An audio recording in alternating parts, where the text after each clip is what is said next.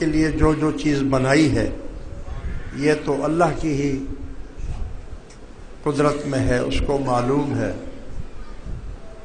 رہی بات کہ وہ دنیا کے لوگوں کو بھی وہ دیکھتے ہیں اور ان کو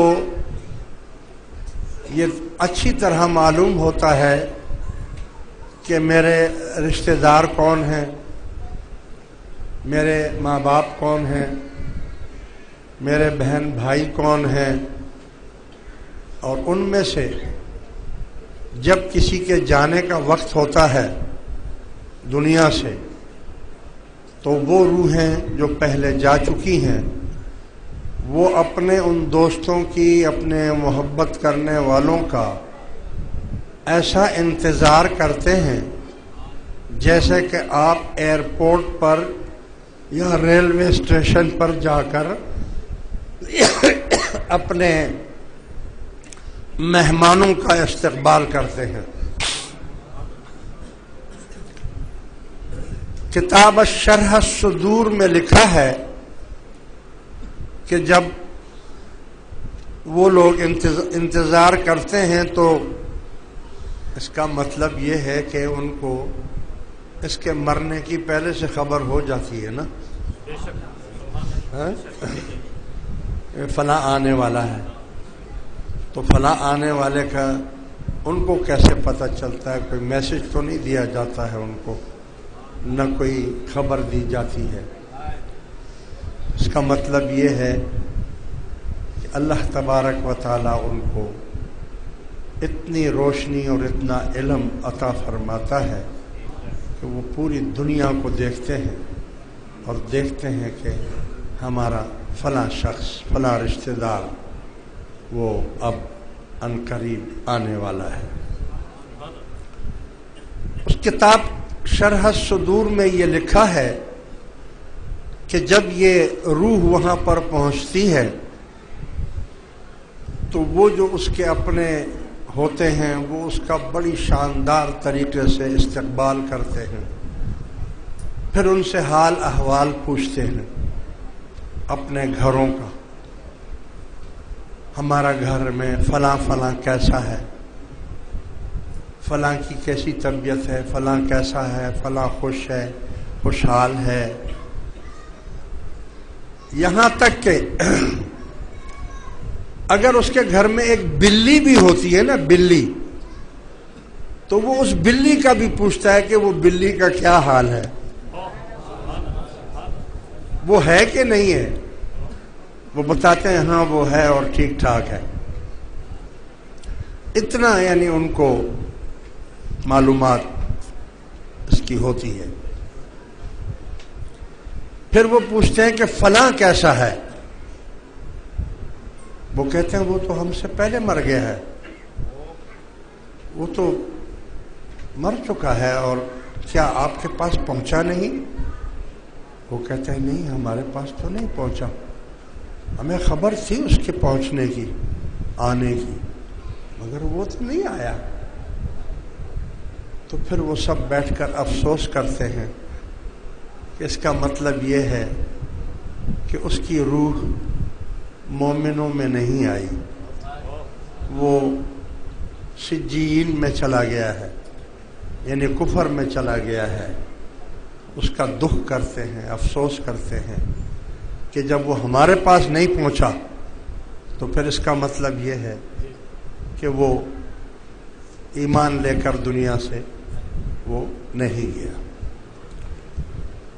یہ وہ عالم برزخ ہے جس کو ہم کہتے ہیں کہ عالم برزخ، یعنی وہ وقفہ جو دنیا اور قیامت کے درمیان کا وقفہ ہے، اس کو عالم برزخ کہتے ہیں۔ اور جس دن قیامت برپا ہوگی اس دن آپ یاد رکھیں کہ جب آپ مردے کو قبر میں ڈال دیتے ہیں یا اس کو جلا دیتے ہیں یا اس کو سمندر یا دریا میں پھینک دیتے ہیں. یاد رکھو کہ انسان کے کمر میں، جو کمر ہے اس کی، اس کمر میں ایک چنے کے دانے کے برابر ایک ہڈی ہوتی ہے. وہ نہیں جلتی، نہ وہ جلتی ہے اور نہ وہ مٹی میں ضائع ہوتی ہے، ختم نہیں ہوتی ہے. سارا جسم مٹی ہو جائے گا، ہڈیاں سب ختم ہو جائیں گی، لیکن وہ جو چنے کے دانے کے برابر جو دانہ ہے، بیج ہے، وہ بیج ضائع نہیں ہوگا، وہ مٹی میں ہی پڑا رہے گا. جب قیامت کا دن ہوگا تو اللہ تبارک و تعالی ہر اس مردے کو جو مر چکا ہے، اس کی اس بیج سے، جیسے وہ درخت کو اگاتا ہے، درخت کو اگاتا ہے، پودوں کو اگاتا ہے، اسی طرح اس بیج سے اللہ تبارک و تعالی اس بندے کے جسم کو مکمل طور پر زمین کے اندر بنا دے گا. اس کا جو نقشہ ہے وہ اس میں بن جائے گا. اب بن کر سمجھو کہ زمین کے اندر وہ تمام مخلوق تیار ہو چکی ہے جو دنیا میں تھی، وہ تیار ہو جائے گی. اور پھر اسرافیل علیہ السلام سور پھونکیں گے. تو جیسے ہی سور پھونکا جائے گا، تمام جتنے بھی لاشیں ہوں گی، مردے ہوں گے، ان میں اللہ تبارک و تعالی روح پھونک دے گا.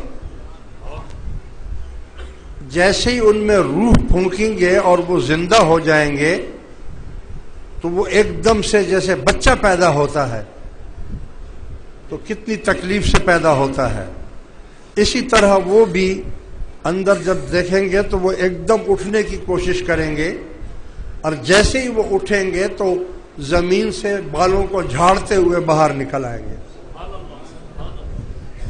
کہ جو بال ہوں گے ان بالوں سے جھاڑتے ہوئے وہ زمین سے باہر آ جائیں گے، اور روحیں وہی جو روحیں عالم برزخ میں تھیں، وہی روحیں اس میں اللہ تعالی اپنی قدرت سے ان میں ڈال دے گا. پھر حساب کتاب شروع ہوگا. حساب کتاب کل ہی ایک حدیث شریف پڑھی جا رہی تھی. حساب کتاب 3 قسم کے ہوں گے. رسول اللہ صلی اللہ علیہ وسلم نے فرمایا کہ ایک حساب کتاب ایسا ہے کہ جن لوگوں نے دنیا میں زیادہ نیکیاں کی ہوں گی اور نیکی کرنے میں وہ حریص ہوں گے، یعنی حرص کریں گے کہ میں نیکیاں زیادہ کروں، ان کو اللہ تبارک و تعالی بغیر حساب، بغیر کتاب کے جنت میں داخل کر دے گا. جاؤ بھائی، تمہارے ساتھ کوئی حساب کتاب نہیں ہے. دوسرے نمبر پر وہ لوگ رہ جائیں گے جن کی نیکیاں ان سے کم ہوں گی، ان کو اللہ تبارک و تعالی اپنی رحمت سے داخل کر دے گا. تیسرے نمبر پر وہ لوگ رہ جائیں گے جنہوں نے اپنے آپ پر ظلم کیا اور گناہ کیے، وہ اللہ تعالی حضور فرماتے ہیں وہ میری شفاعت سے بخشے جائیں گے. مطلب یہ ہے کہ چاہے پہلے ہوں، دوسرے ہوں، تیسرے ہوں، سارے حضور کے صدقے میں بخشے جائیں گے.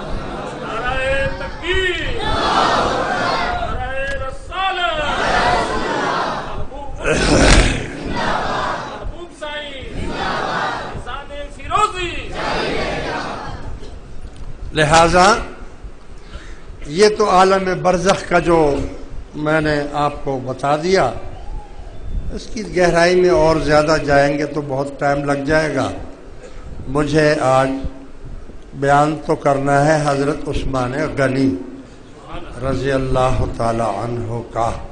رحماء بینہم سے مراد حضرت سیدنا عثمان غنی رضی اللہ تعالی